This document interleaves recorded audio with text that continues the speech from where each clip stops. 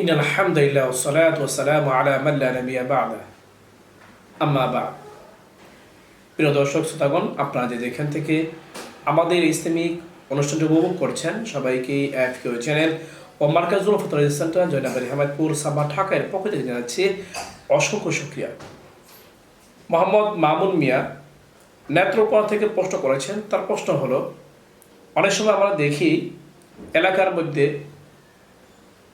অন্যের ছেলে মেয়েকে এনে মানুষ পালক স্বরূপ লালন পালন করে থাকে।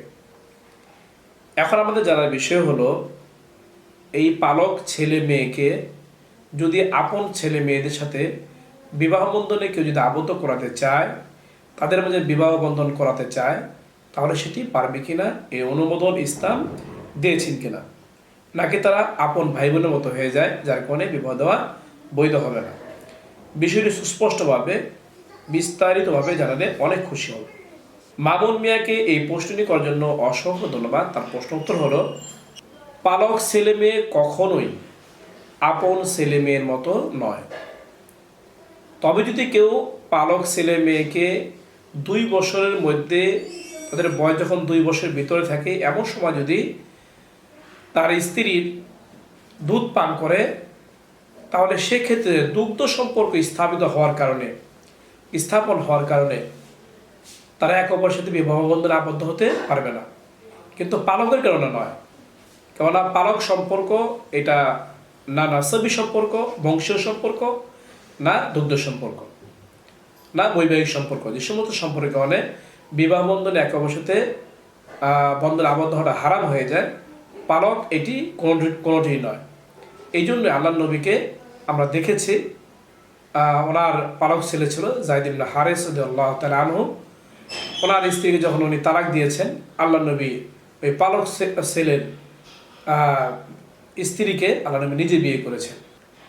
তবে যদি কেউ পালক আনার পর ওই পালক ছেলে মেয়ের বয়স যদি 2 বছরের ভিতরে থাকে, আর ওই পালক ছেলে মেয়েকে যদি দুধ পান করায়, তাহলে তখন দুগ্ধ সম্পর্কের কারণে তাদের আপন ছেলে মেয়েদের মধ্যে এবং এই পালক ছেলে মেয়েদের মধ্যে বিবাহ বন্ধনে আবদ্ধ করানো যাবে না।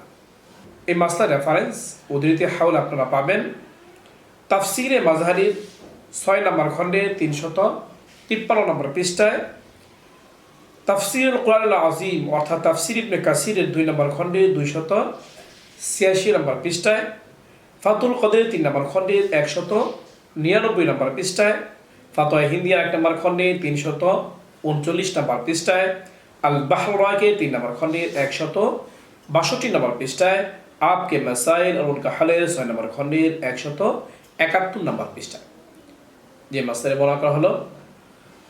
রব্বে কারীম আমাদের সবাইকে ভালো করে বুঝি মাসলার উপর আমল করার তৌফিক দান করুক। এরকম গুরুত্বপূর্ণ ইসলামিক প্রশ্ন উত্তর জানতে চাইলে অবশ্যই এখনও যারা আমাদের ইউটিউব চ্যানেলটি সাবস্ক্রাইব করেনি, সাবস্ক্রাইব করে নেবেন।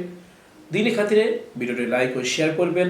তাছাড়া আপনাদের কোনো প্রশ্ন থাকলে ইউটিউব কমেন্ট বক্সে আপনারা প্রশ্ন করতে পারেন। এর পাশাপাশি আমাদের একটি এফকিউ নামে ফেসবুক পেজ রয়েছে, সেখানে গিয়ে ফলো রাখতে আমাদের পাশেই থাকবেন। চাইলে সেখানে কমেন্টে আপনারা প্রশ্ন করতে পারেন।